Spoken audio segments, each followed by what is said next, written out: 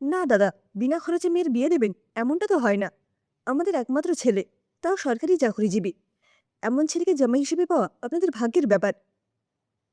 শেফালির কাকা সুবিনয়বাবু বললেন, সবই তো বুঝলাম রায়বাবু, কিন্তু বাবা মা হারা মেয়ে, আমার কাছে মানুষ, আমার ঘরেও একটা সামর্থ্য মেয়ে আছে, তারও বিয়ে দিতে হবে। এত খরচা করার সাধ্য যে আমার নেই। মেয়েটা খুবই ভালো, শান্ত, লক্ষ্মীমন্ত, সাত চড়েও রাগ কাটে না। যদি ওকে ঘরের বউ করে নিয়ে যান, ওই দুঃখী মেয়েটার ভাগ্য খুলে যাবে। রায়বাবুর স্ত্রী চারুলতা দেবী ফিসফিস করে বললেন, মেয়ে বেশ সুন্দরী, গৃহকর্মে নিপুণা। আমাদের ছেলে যতই চাকরিজীবী হোক, স্বভাব তো তুমি জানোই। এই সুযোগ তুমি হাতছাড়া করো না তো। সুন্দরী বউ পেয়ে যদি ছেলেটা শুধরে যায়, তার চেয়ে বেশি কিছু দরকার নেই।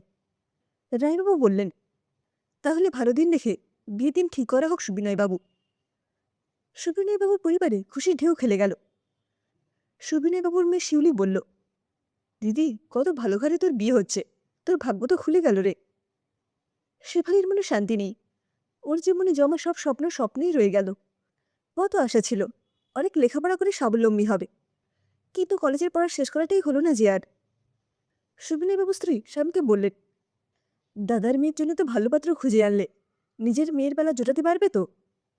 শেফালিকে বললেন, নেহাত রূপটা ছিল, সেই জুড়েই বিয়েটা হচ্ছে। অনেকদিন তো কাকার ঘাড়ে বসে খেলি, এইবার তৈরি হও শ্বশুরবাড়িতে যাওয়ার জন্য। সেখানে গিয়ে যেন আবার কোনো তাল বাধাস নি।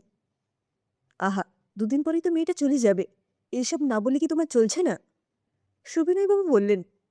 সুবিনয়বাবুর মনে পড়ে গেল পুরনো দিনগুলোর কথা। নিজেই বেশি লেখাপড়া না জানলেও সুবিনয়বাবু দাদা কত কষ্টে রোজগার করা টাকা দিয়ে শিক্ষিত করেছিলেন তাকে। নিজের জন্য কখনো ভাবেননি তা দাদা। সুবিনয়বাবু জানেন শেফালি আরও পড়তে চায়, কিন্তু দিনরাত কাকিমার কাছে খারাপ কথা শুনতে হয়, অশান্তি চলে। আর পাত্রটাও তো বেশ ভালো, শিক্ষিত পরিবার। শেফালি পড়তে চাইলে কি আর পড়াবে না? বাপ মা হারা মেয়েটা যদি একটু সুখী হয়, তার থেকে বড় আর কি আছে? রায়বাবু ছেলেকে বললেন, দেখো, তোমার সম্মতিতেই তোমার জন্য মেয়ে আমরা ঠিক করেছি। মেয়ে সুন্দরী, নম্র। আশেপাশের লোকজন তোমাকে নিয়ে অনেক কথা বলে, কানে আসে অনেক মহিলার সাথে তোমার মেলামেশা। এইবার এসব বন্ধ করো, বিয়ে করে সংসার করো। ললিত কিছু বলল না, বেরিয়ে গেল। রায়বাবু গিন্নিকে বললেন, এইবার তোমার সুখের দিন চলে এলো, আর খাটতে হবে না, পায়ের ওপর পা তুলে আরাম করবে শুধু। রায়গিন্নি বললেন, এখন ছেলেটা শুধরে গেলেই বাঁচি। বিয়ে দিন ঠিক হলো। সুবিনয়বাবু নিজের সামর্থ্য অনুযায়ী খটা করেই বিয়ে দিলেন শেফালির। শেফালি ললিতকে ছবিতেই দেখেছিল, শুভ দৃষ্টিতে প্রথম দেখল সামনে। ললিতের দৃষ্টিটা কেমন যেন তীক্ষ্ণ। অজানা ভয় শেফালির বুকটা কেঁপে উঠল। শ্বশুরবাড়ি গিয়ে শেফালি সংসারের সব খুঁটিনাটি কাজে দায়িত্ব নিজের কাছে তুলে নিল। শাশুড়ির এখন সত্যিই সুখের দিন। শেফালি সবসময় চেষ্টা করে শ্বশুর শাশুড়ির মন জুগিয়ে চলার, কিন্তু সারাদিন চেষ্টা করেও সে পারে না খুশি রাখতে তাদেরকে। কোনো না কোনো খুঁতেরও ধরার জন্য প্রস্তুত। সে বাবা মায়ের মধ্যে শ্রদ্ধা ভক্তি করে, তাদের আগড়ে বাঁচতে চায়, একটু ভালোবাসা পাওয়ার আশায়। বিয়ের পর কয়েক মাস বেশ ভালোই সংসার চলছিল। ললিতের বাবা মা আশ্বস্ত হলেন। যাই হোক, ছেলেটা তাও সংসারই হলো। কিন্তু কিছুদিন পর থেকেই ললিত প্রায় রাতে নেশা করে বাড়ি ফিরতে লাগলো। শেফালি নীরবে কাঁদত।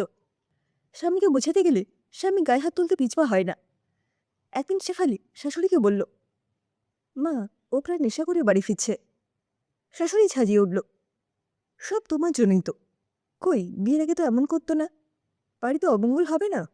অলক্ষী এনে তুলেছি তো বাড়িতে, হা ঘরের মেয়ে, বাম্মাকে খেয়ে বসে আছে, এইবার আমার ছেলেটাকেও খাবে। শেফালি নিথর হয়ে দাঁড়িয়ে রইল। ও দোষটা যে কি বুঝে উঠতে পারল না। সংসারের সব কাজ সামলে শেফালি দুপুরে না ঘুমিয়ে জামাকাপড়ের ব্যাগ থেকে বার করে তার বইগুলো, তারপর পড়তে থাকে। কদিন পরই ওর ফাইনাল ইয়ারের পরীক্ষা। যদি তাকে পরীক্ষাটা দিতে দেওয়া হয়। ভয়ে ভয়ে একদিন শেফালি গিয়ে শাশুড়িকে বলল, মা, আমার আর 2 সপ্তাহ পরে পরীক্ষা, যদি পরীক্ষাটা দিতে দেন তাহলে।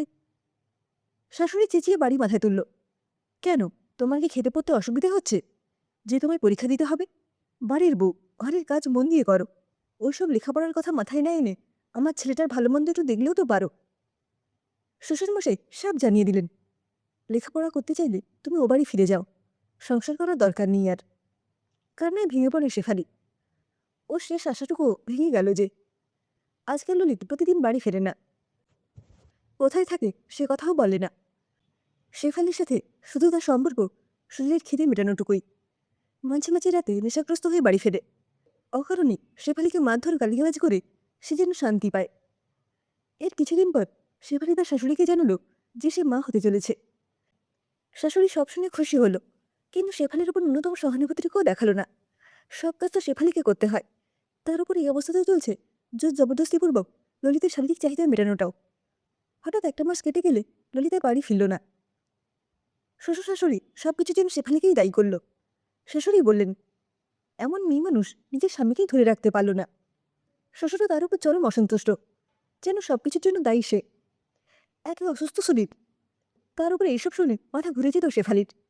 মাঝে মাঝে মনে হতো কাকার কাছে ফিরে যায়, কিন্তু তার মধ্যে যে বড় হচ্ছে সে এই বাড়ির সন্তান। ও বাড়িতে গেলেই কাকিমা অসন্তুষ্ট হবে। বোনটার এখনো বিয়ে হয়নি, সব শুনলে কাকা খুব কষ্ট পাবে। দিনের পর দিন কাটতে লাগলো, ললিত আর বাড়ি ফেরে না।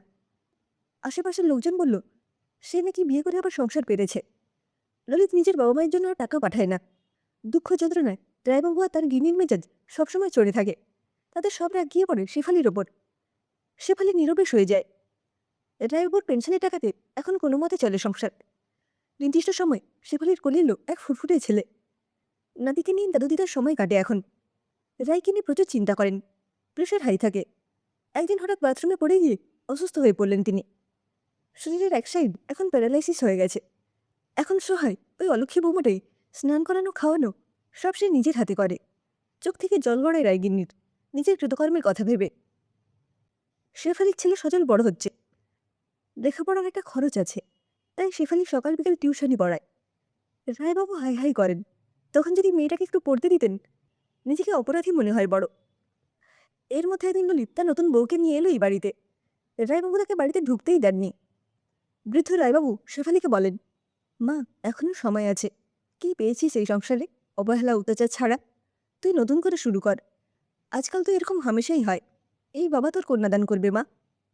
শেফালি বলে, আমি চলে গেলে তোমাদের কে দেখবে বাবা? ছোটবেলায় বাবা মাকে হারিয়েছি, তোমাদেরকে হারাতে পারবো না আর। রায়গিনীর মৃত্যুর পর একা হয়ে পড়েছেন রায়বাবু। শেফালির ছেলে সজল সবসময় দাদুর কাছে কাছে থাকে। শেফালি রায়বাবুকে নিজের হাতে খাওয়ায়, স্নান করায়। সব হারিয়ে রায়বাবু আজ বুঝেছেন কাউকে ছোট করা, অবহেলা করা কতটা অন্যায়। নিজের ছেলে তার খোঁজ রাখেনি, আর যে মেয়েটিকে তিনি অবহেলা করেছেন, দোষ চাপিয়েছেন, সেই মেয়েটিকে আজ তার সম্বল। ছলছল চোখে রায়বাবু শেফালিকে বলেন, বৌমা নয়, তুই আমার মা রে, মা। তোর ছেলেটাকে কি তুই জীবনে ক্ষমা করতে পারবি? তোর এই কষ্টের জন্য আমি দায়ী। সব জেনে শুনে তোকে আমি এই কষ্টের জীবনে টেনে এনেছি। শেফালি বলে, মায়ের কাছে সন্তান কখনো অপরাধী হয় না বাবা। তুমি দুঃখ পেও না বাবা, আমি তো আছি। শেষ নিঃশ্বাস পর্যন্ত তোমার মা তোমার কাছে থাকবে, কখনো ছেড়ে যাবে না তোমায়।